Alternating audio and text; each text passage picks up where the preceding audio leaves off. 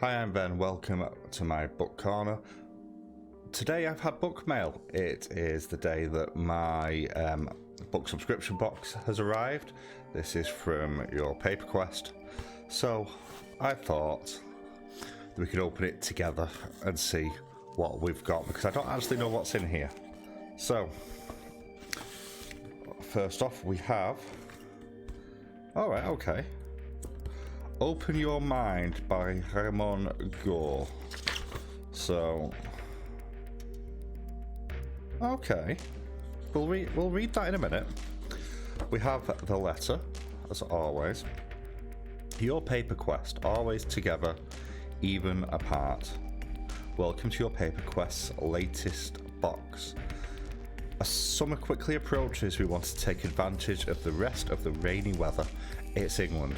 The weather is rainy all year round, so every day is a book day. To feature two spookier fantasy stories that place family at their heart. Okay, so first up we have our first novel is When Shadows Fall by Lindy, Enns. A kingdom ruled by night, Ara finds herself out of her element as she treads alone on a journey to save her family and ultimately her world. A classic feeling coming-of-age tale that hits all of the right notes. That sounds like my jam, like right off the bat. Oh, pretty. Oh, this is okay. So the blurb for this one then. Everything I hated and feared was outside that window. There was nothing between me and the night. Nothing but a boy I didn't know and shouldn't trust.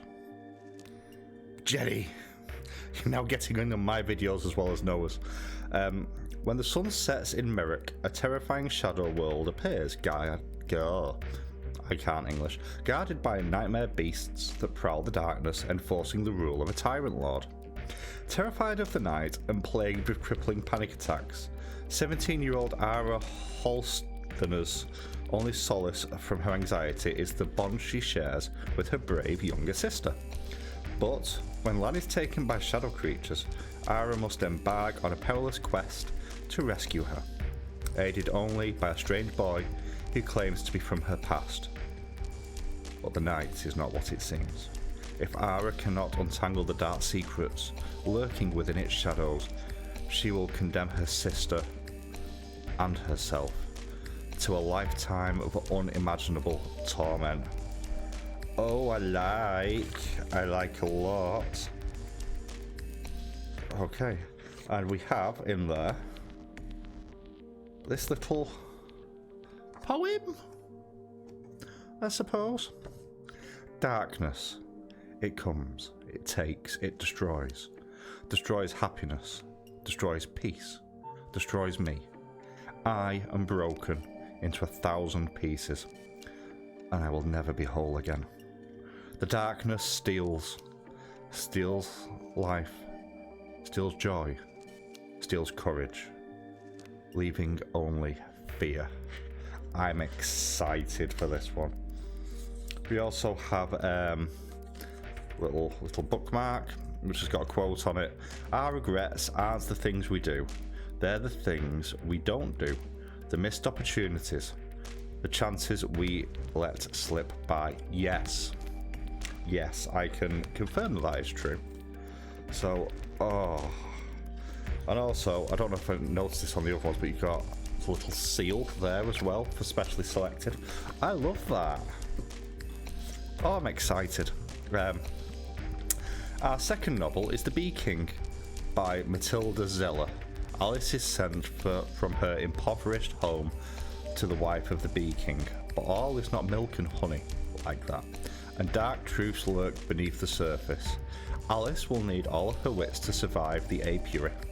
Okay, so I read last year The Honeys by Ryan Lasala, which I enjoyed a great deal. This is a pretty cover as well. Oh no, so many pretty covers, which I enjoyed a fair bit, to be honest, although it was a bit of an odd one. But this, look at that, another nice pretty cover there. Okay. When the crops fail, the monsters come. When the monsters come, they buy the daughters. Alice would do anything to keep her sister and cousin out of the hands of the monsters. She would even accept a marriage proposal from the Bee King, the mysterious honey magnate allegedly driving the prosperity of the empire. But when she arrives at the apiary, the secluded estate of her betrothed, nothing is as it seems. The empire's wealthy and famous are converging upon the estate, and she soon learns that the Bee King is not marrying her for love or lust, but for a third reason, a dark, strange, and deadly reason. Ooh, okay. And again, we have a little funky little print off in there, and this is an invite. The Honourable Alphonsus P. Wintersbury requests the pleasure of your company at the ceremony of his wedding to Alice. Feasting and revelry, preceding and following, to the glory of the Bee King, to the glory of the Bee Queen, to the glory of the Empire. Wintersbury Estate, Midsummer. Those two very much feel like they're my jam, I've got to say.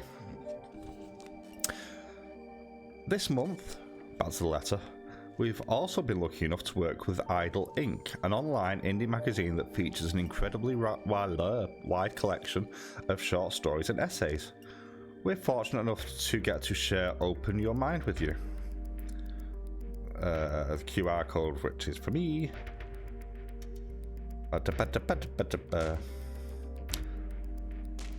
Okie doke. So, let's have a quick... Oh, something else in there as well. Open Your Mind by Raymond Gore. Annetta was dreaming. She was dreaming of roaring waterfalls, a green landscape, and streams of sunlight warming her skin. Clad only in a simple sundress, Annette tread carefully over mossy ground and protruding roots. She shivered, reaching out for the large dog by her side. He gave her a gentle nudge, and Annette continued her journey through the vast forest. She stopped at the brink, balancing on the rocky edge as the water flowed rapidly before her. The sound of the waterfall was thundering, obscuring all other sounds and leaving her in trepidation. Annette could almost feel the cold breeze, but she knew it was all in her head. The girl took a breath and tried to find solace by burying her fingers in the Great Pyrenees fir that she could only dimly perceive. Even if the sensation was faint, Annette was still touching her familiar, and it grounded her. She braced herself and released her grip on the dog, feeling ready now. She began to chant, calling an old Enns, a creature that could only exist in dreams and could not be invoked in the physical realm. Annette remembered hearing about it from her mentor. He had cautioned her that, while it was capable of providing vast knowledge, it always came at a price. It would be worth it if it meant others would live, especially her father. The archaic words she spoke flowed naturally from her mouth, with little hesitancy. As the tension in the air increased, Annette sensed the spell reached its peak. Ego to acquiso ut udivet me intempore necessitas, she yelled. In response to her words, there was a burst of blinding light. The landscape became distorted, rippling as something clawed its way through the growing rip in the sky. A beaked head topped with a crest poked out, delivering a thunderous screech. The beast thrashed as it dragged the rest of its body into this world. As its frame tipped forward, it beat its wings to stay afloat. Once the monster's lengthy tail had passed through, it hovered in front of Annette. The creature was grotesque, appearing as if it had been skinned. Its body was slick with a substance Annette didn't dare guess at. It towered over her, making her feel even smaller than usual. Her familiar's lips pulled back to reveal sharp teeth as it growled at the monster. She placed a hand on the huge Pyrenees' head, but it did nothing to ease his stiff posture. Ode 10th, Annette started. I seek knowledge of the illness plaguing the kingdom. In exchange, I offer my own good health, if it will guarantee that the people of my kingdom may recover. It stared into her eyes, weighing her resolve and all that she was. The monster suddenly inhaled, causing Annette to stumble. She dug her feet into the ground, grabbing onto her familiar.